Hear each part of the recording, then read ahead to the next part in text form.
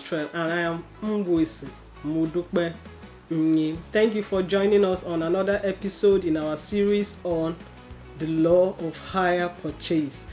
Today we'll be looking at the relations between an owner and a hirer.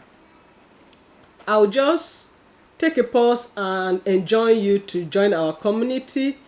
Support us by being a subscriber of our channel. So just kindly click on the subscription button. The subscribe button is right there.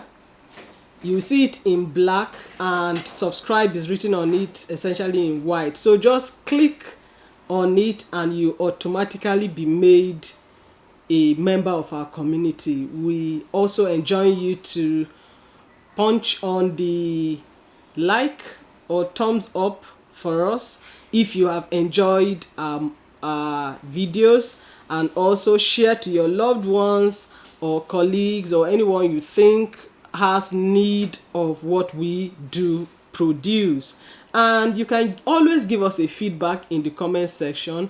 It's always important to us, and I keep checking the comment section to be in tune with what you feel about us. Thank you very much. So today we are looking at the relations between a hirer and the owner.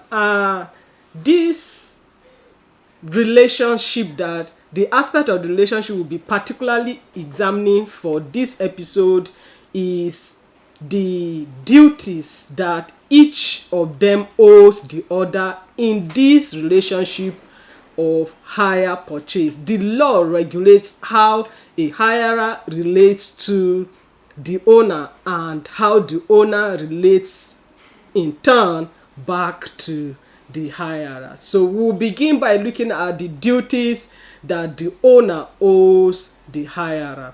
The first duty we'll be looking at, which the owner owes a hirer, is the duty to furnish the hirer with requisite information. The duty to furnish information to the hirer. So the owner is mandated under Section 6 of the Hire Purchase Act to furnish information to the hirer at any time before the final payment has been made.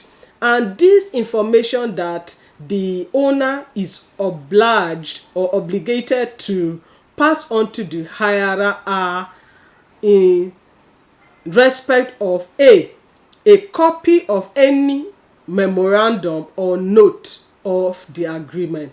The owner is mandated to furnish him with a copy of any memorandum or note as relates to the agreement.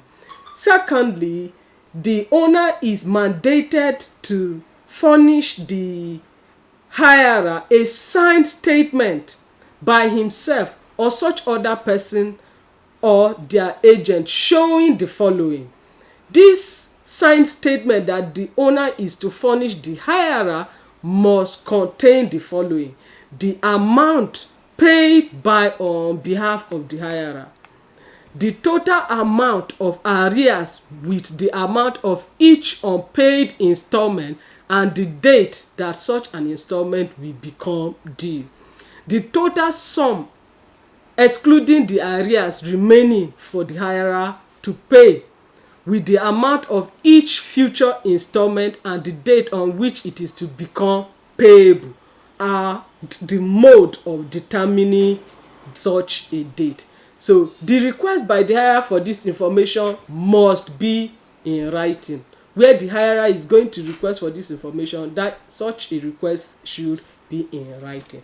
By Section 262 of the Hire Purchase Act, a refusal to perform this duty by the owner shall attract consequences. And these consequences include a inability of the owner to enforce the agreement against the hirer, b inability of the owner to recover the goods from the hirer, and c inability of the owner to enforce any guarantee relating to the agreement. So another duty that he owes the hirer is to inform the hirer of the condition of the goods. He also owes him the duty to deliver the goods, and then he owes him the duty to ensure that he passes a valid title to the hirer. And then finally, the owner must equally ensure that the hirer enjoys quiet possession of the goods when he takes possession of them. We will now look at the duties that a hirer owes the owner. The hirer owes the owner essentially 4 duties, and these duties are: 1, to furnish him information; 2, to pay his installments when they are due; 3, to insure the goods; and 4, the duty of care. We will begin by looking at the duty to furnish the owner information. This is pursuant to section 6 sub 3 of the Hire Purchase Act, where a hirer is under a duty to keep the goods in his possession or control. He must, if he receives a request in writing from the owner, inform him of the whereabouts of those goods. His failure to discharge this duty is an offense which is punishable by summary conviction. So that's the information that the hirer owes the owner. At any time that the owner requests to know the location of the goods, he is duty bound to supply that information to the owner. And where he fails or refuses or neglects so to do, he has committed an offense which is punishable on summary conviction. The second duty he owes the owner is the duty to pay his installments. Of course, you know that the hirer pays installments periodically. There are set times that he's supposed to pay installments that they agree upon under the hire purchase contract, and he is duty bound to pay such installments when the installments become due. He's also duty bound to the owner to insure the goods. The hirer is required to insure the goods which are the subject matter of the hire purchase against any eventualities. In colloquial language, it will be said that insuring such goods which are the subject matter of a hire purchase will prevent him from stories that touch.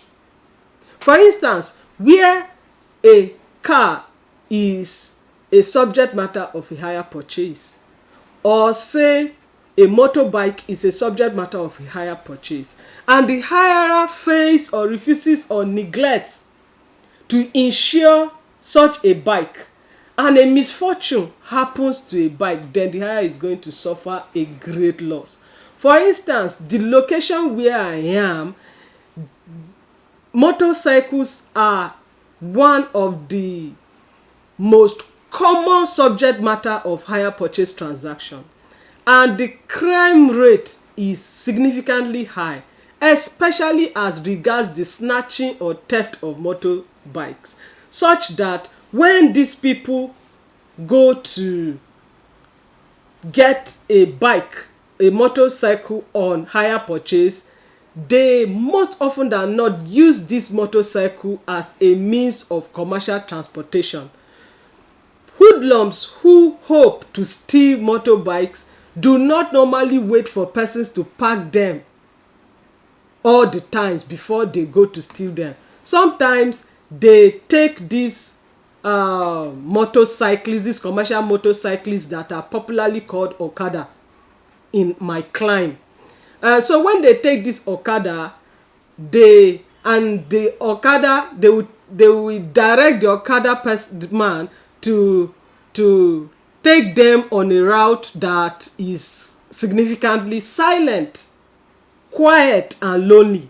So when they get to portions where in their destination where the place is conducive for them to rob the man of the bike, they will simply stop and rob him. Where the Okada man or the motorcyclist tries to resist their robbery attack, they sometimes get injured. They sometimes even kill the men outrightly in order to take such bikes, or maim them, pour acid on them, shoot them, and all of that. Where this kind of thing happens, the Okada man or motorcyclist who is the hirer under that hire purchase agreement is still duty bound to pay. But whereas if he had insured the bike, maybe against theft, the insurance that covers it, we make the company duty bound to redeem or to pay him back with a bike, and then he will be covered. So the duty to insure the subject matter of a hire purchase actually protects the hirer from what I earlier described as a colloquial term, the stories that touch. So he's also duty bound towards the owner in terms of care towards the goods. So the hirer is obliged to take proper care of the goods in order to avoid goods being damaged, goods which are the subject matter of a hire purchase becoming damaged before his right of purchase becomes exercisable. So with that, we've come to the end of the duties that both parties owe themselves, and I'll just simply run through these duties that they owe themselves, and then we'll do a wrap up. As per the duties that the owner owes the hirer, we said he owes him the duty to furnish information. He owes him the duty to inform him of the condition of the goods. He owes him the duty to deliver the goods. He owes him the duty to ensure that a proper title passes to him when he exercises his right of purchase. And finally, he owes him a duty of quiet possession. He owes the hirer the duty to ensure that he enjoys quiet possession. As for the hirer, he owes the owner essentially 4 duties, to wit, the duty to furnish information, the duty to pay his installments, the duty to insure the goods, and then the duty of care. Thank you so very much for having gone through this episode with us. Did you enjoy the session? Did you learn something? I would like to hear from you at the comment section. Kindly join our community as well by clicking the subscribe button just by your finger there. Thank you so very much. Give us a thumb up, share with your loved ones. Till next time, I am still Mwisi Modukbe. Bye.